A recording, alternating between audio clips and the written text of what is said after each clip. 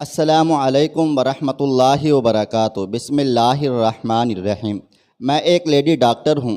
یہ ان دنوں کا ذکر ہے جب میں ایک سرکاری ہاسپٹل میں جاب کر رہی تھی۔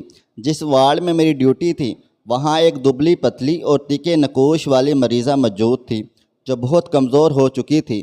میں جب اس کا چارٹ تیار کرنے صبح جاتی تو وہ کہتی، ڈاکٹر صاحبہ میرا ایسا علاج کریں کہ میں اس دنیا سے چلی جاؤں، میں مزید جینا نہیں چاہتی، مجھے کوئی ایسا انجیکشن لگا دیں کہ ہمیشہ کے لیے دکھوں سے نجات مل جائے۔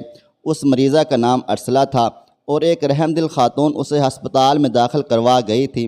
وہ ہفتے میں ایک دو بار دیکھنے آتی تھی۔ مجھے ارسلہ میں دلچسپی پیدا ہو گئی۔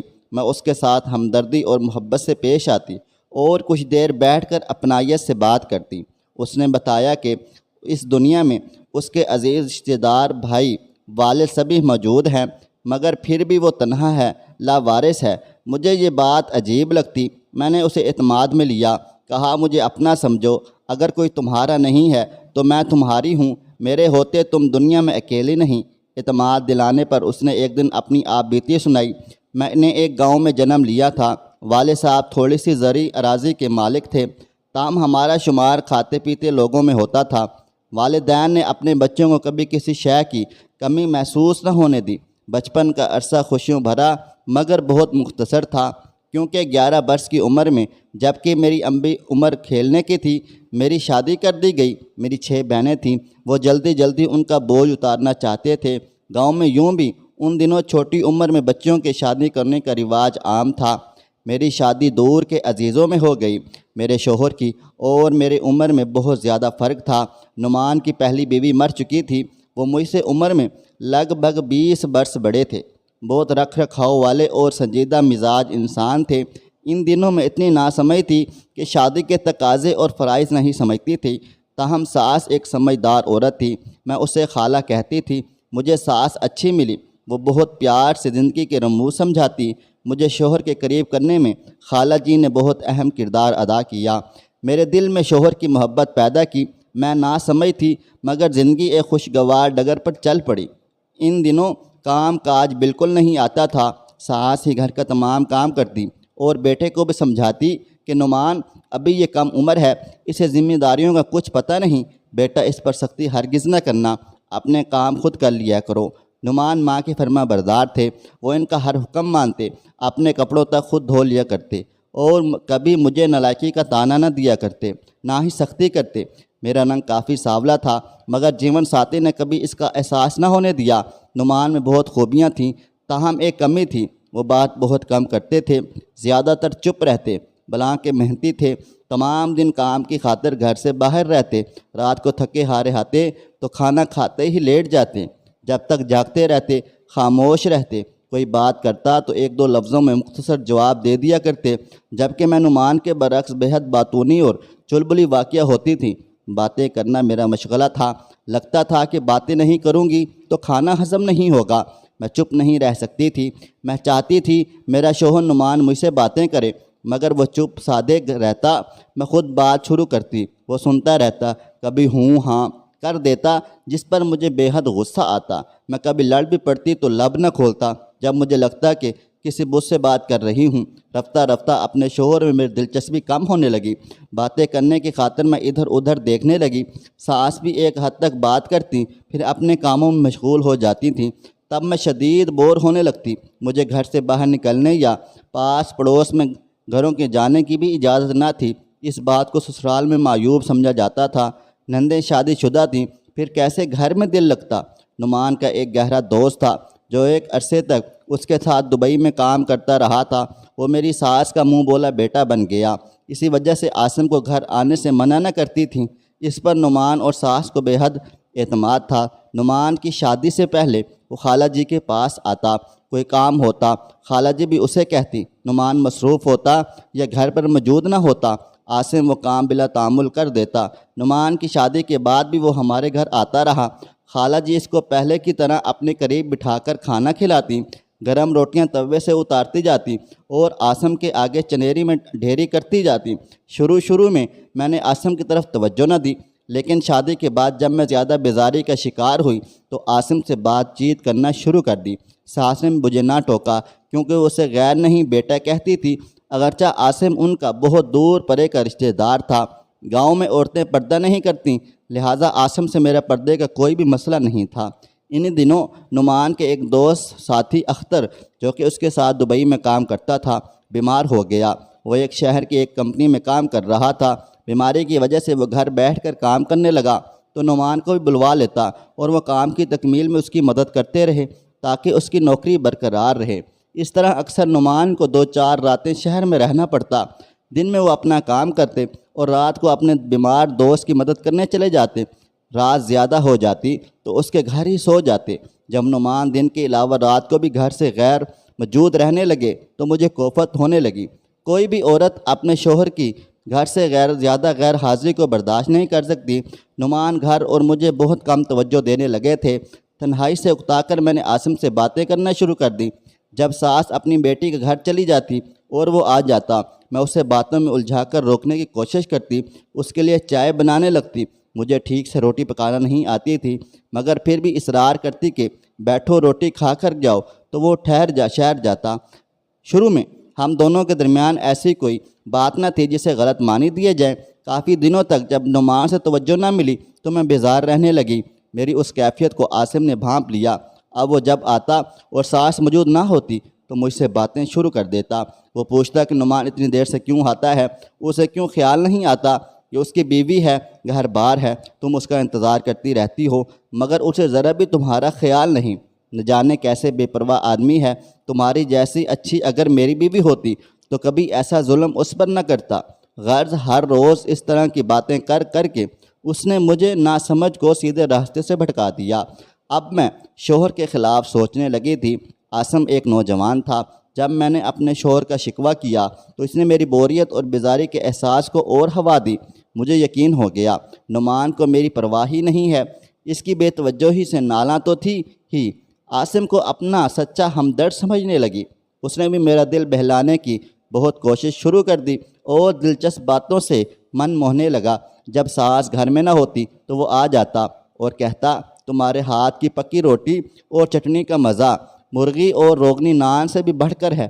ایسا ذائقہ ہوتا ہے، بھوک دو چند ہو جاتی ہے۔ میں اپنی تعریف پر پھولے نہ سماتی، فوراً اس کے لیے کھانا بنانے لگتی، حالانکہ مجھے کھانا پکانا بالکل بھی نہیں آتا تھا۔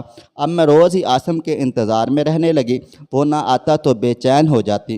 نعمان ناشتہ کر کے گھر سے نکل جاتا اور ساس چولہا چوکا سمیٹ کر بیٹی کے گھر کی راہ لیتی۔ میری نند ایک سکول میں نوکری کرتی تھی اور اس کے 3 چھوٹے چھوٹے بچے تھے۔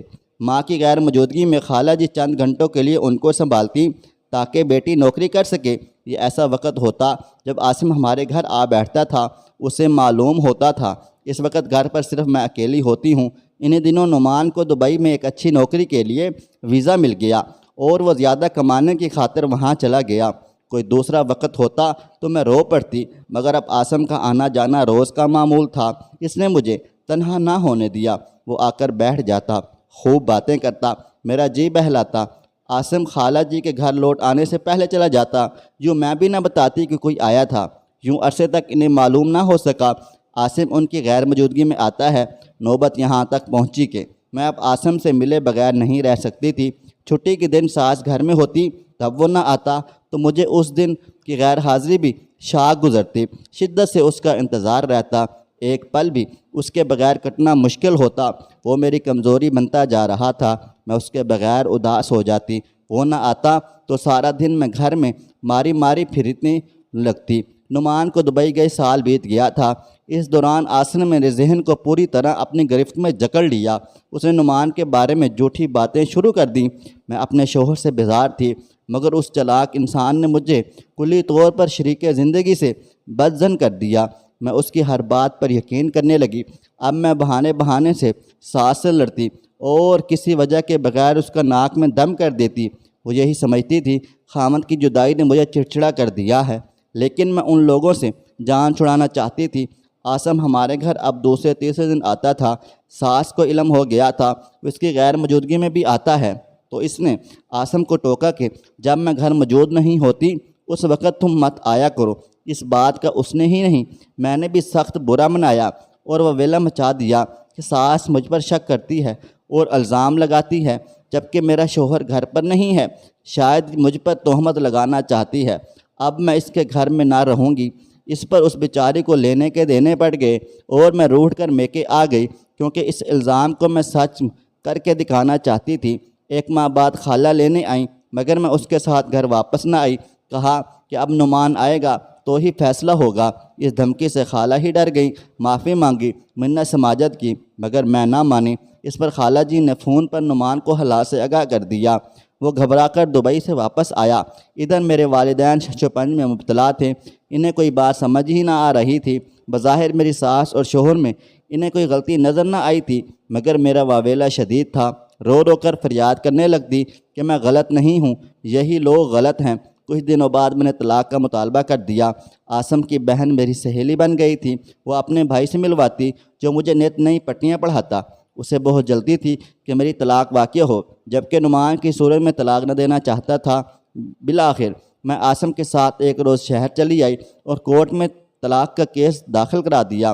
نعمان تو بہت شریف انسان تھا، بات کورٹ تک پہنچی تو صورتحال کو سمجھ لیا اور مزید مجھے خوارج سے بچانے کی خاطر طلاق دے دی۔ یوں میں خلا کا پروانہ لے کر کچہری کے احاطے سے اپنی دانست میں سرخرو ہو کر نکلی۔ تمام خاندان والے مجھ سے ناراض تھے، والدین نے بھی مجھے مرا ہوا سمجھ لیا اور چپ سادھ لی۔ اب ہم آزاد تھے۔ جس نے میرا گلشن اجاڑا، میری جنت تباہ کی، میں نے اس عاصم کے ساتھ کورٹ میں نکاح کر لیا۔ عورت تو طلاق پر، اپنے گھر اجڑنے پر روتی ہے، مگر میں دیوانی خوشی سے نہال تھی کہ میری مشکل آسان ہو گئی ہے۔ والدین کو ناراض کر کے خود عاصم کے ساتھ جا کر نکاح کریا تھا۔ نہیں جانتی تھی کہ وہ شادی شدہ اور 2 بچوں کا باپ ہے۔ اس نے پہلی شادی بھی اپنی مرضی سے کی تھی، بیوی کو دوسرے گاؤں میں رکھا تھا اور یہ بات کسی کو نہ بتائی تھی۔ میرا فیصلہ بہت غلط تھا۔ اس فیصلے پر جہاں سارے گاؤں والوں نے مجھ سے منہ پھیر لیا، وہاں میرے والد کو بھی ایسا غم لگا کہ وہ 1 سال کے اندر اندر اس دنیا سے چلے گئے۔ اپنی مرضی سے کورٹ میرج کر لینا یہ ہمارے خاندان میں پہلا دھماکہ تھا۔ جب تک ابا زندہ رہے عاصم کا رویہ مجھ سے درست رہا، ان کی وفات کے بعد وہ بدلنے لگا۔ پہلی بیوی جو روٹھ کر چلی گئی تھی، وہ اسے منا کر گھر لے آیا اور زیادہ تر اسی کے ساتھ وقت گزارنے لگا۔ میں ایک دوسرے گھر میں اکیلی رہنے پر مجبور تھی۔ وہ جاتے ہوئے باہر سے تالا لگا جاتا۔ اس دوران میں تنہا ہوتی۔ رات دن تنہائی کے ان سانپوں نے مجھے ڈس ڈس کر بے حال کر دیا۔ میرا کہیں آنا جانا اور گھر سے نکلنا بند ہو گیا تھا۔ پاس پڑوس بھی نہ تھا کہ 2 گھڑی وہاں جا کر دل کا بوجھ ہلکا کر لیتی۔ جس قدر ساس اور نعمان مجھ پر اعتماد کرتے تھے، عاصم اتنا ہی شک کرتا۔ ان کا کہنا تھا، جب تم میری خاطر نعمان جیسے شوہر کو دھوکہ دے سکتی ہو تو پھر کسی اور کی خاطر مجھے بھی دے سکتی ہو۔ مجھے تم پر اعتبار نہیں ہے۔ ان سختیوں سے تنگ آ کر کسی طرح اپنے بھائیوں کو کلوایا کہ مجھے معاف کر دو اور آ کر میری خبر لو۔ وہ آ گئے اور کہا کہ ہمارے ساتھ اس شرط پر چلو کہ دوبارہ عاصم کے پاس لوٹ کر نہیں آؤ گی، تبھی ہم تمہیں لے جائیں گے، کیونکہ یہ ہمارا دشمن ہے۔ اس پر میں شش و پنج میں پڑ گئی۔ اگر نہ جاتی تو سختیاں سہ نہیں سکتی تھی۔ بھائیوں کے ساتھ جاتی تو گھر بار سے جاتی، مگر یوں قیدیوں کی طرح بھی عمر بھر میں جی نہیں سکتی تھی۔ عاصم میرے بھائیوں کے پاؤں میں پڑ گیا۔ اس نے میرے بھی پاؤں پکڑ لیے۔ مت جاؤ، میں اب تمہیں اکیلا نہیں بلکہ اپنے ساتھ رکھوں گا۔ میں پھر سے اس کی باتوں میں آ گئی تھی۔ بھائی خفا ہو کر چلے گئے اور عاصم مجھے اس گھر میں لے آیا جہاں اس کی بیوی اور بچے رہتے تھے۔ مجھے اس گھر میں سوتن نے سٹور خالی کر کے رہنے کو دیا۔ کہا کہ میرے بچے ہیں، ہمیں کمروں کی ضرورت ہے اور گھر چھوٹا ہے، اس لیے تمہیں یہاں رہنا ہے۔ سٹور میں بستر لگا لو۔ یہ سٹور اتنا تنگ تھا کہ بس ایک چارپائی کی جگہ تھی، مرتی کیا نہ کرتی۔ میں اس میں رہنے لگی کہ تنہا گھر میں قید رہنے سے تو بہتر تھا انسانوں کے بیچ میں رہوں، سوتن ہی صحیح۔ بچوں کی آوازیں تو آتی رہیں گی۔ اب پتہ چلا سوتن کے گھر میں رہنا کتنا مشکل کام ہے۔ اس سے تو تنہائی کا وہ جہنم ہی بہتر تھا۔ یہ جاہل عورت تھی، ایسی ایسی گالیاں دیتی کہ میرا دل پھٹنے لگتا۔ سارے محلے والوں کو کہہ دیا، اپنا شوہر چھوڑ کر میرے شوہر کے ساتھ بھاگ کر آ گئی ہے۔ یہ بد چلن تھی، میرا گھر خراب کیا ہے۔ وہ لوگوں کے سامنے رو رو کر باتیں کرتی تو وہ اس کو مظلوم اور مجھے ناگن سمجھتے، مجھ سے نفرت کا اظہار کرتے۔ ایسے دن خدا دشمن کو نہ دکھائے جو میں نے دیکھے۔ پہلے صبر نہ تھا، اب صبر کرنا بھی آ گیا۔ اپنی ساری کشتیاں جلا کر آ گئی تھی۔ جاتی بھی تو کہاں جاتی، جنت چھوڑ کر خود ہی جہنم میں آ گری تھی۔ اپنا کیا بھگت رہی تھی، جل چل کر خاک ہوتی رہی، آخر کار بستر سے لگ گئی۔ اللہ تعالیٰ نے اولاد کی خوشی سے بھی محروم رکھا۔ سوتن بچوں والی تھی، گھر پر راج اسی کا تھا۔ مجھے 2 وقت کی روٹی کے بدلے وہ جوتیاں دکھاتی تھی۔ غم کھاتے کھاتے بستر سے لگ گئی، اب گھر کا کام نہ کر سکتی تھی۔ اس پر عاصم اور اس کی بیوی دونوں لعنت ملامت کرتے رہتے کہ مفت کی روٹیاں توڑنے کے لیے بستر پر بیماری کا بہانہ کر کے پڑ گئی ہے۔ ایک روز عاصم کا چھوٹا بیٹا میرے کمرے میں آ گیا۔ میں غنودگی میں پڑی تھی کہ کھانا پینا چھوٹ گیا تھا، مجھے خبر نہ ہوئی۔ وہ کونے پر رکھی میز پر چڑھنے لگا تو میز اس پر الٹ گئی، سر پر چوٹ آئی، خون بہنے لگا۔ اس کے رونے پر میری سوتن دوڑی آئی۔ بچے کو خون میں لت پت دیکھ کر آؤ دیکھا نہ تاؤ مجھے بازو سے پکڑ کر گھر سے باہر کر دیا کہ نکل جا میرے گھر سے، میرے بچوں کی دشمن ہے، کسی دن ان کی جان لے لے گی۔ عاصم گھر پر نہ تھا۔ میں تھوڑی دیر پیدل چلی، سوچتی تھی کدھر جاؤں، کس کا در کھٹکھٹاؤں کہ راستے میں پڑے ایک پتھر سے ٹھوکر کھا کر گر پڑی اور بے ہوش ہو گئی تھی۔ تبھی ادھر سے ایک خدا ترس عورت کا گزر ہوا جو اپنے بیٹے کی مدد سے گاڑی میں ڈال کر مجھے ہسپتال میں لے آئی، اور اب میں یہاں ہوں۔ ارسلہ نے بات جاری رکھی، مجھے ہوش نہیں آ رہا تھا۔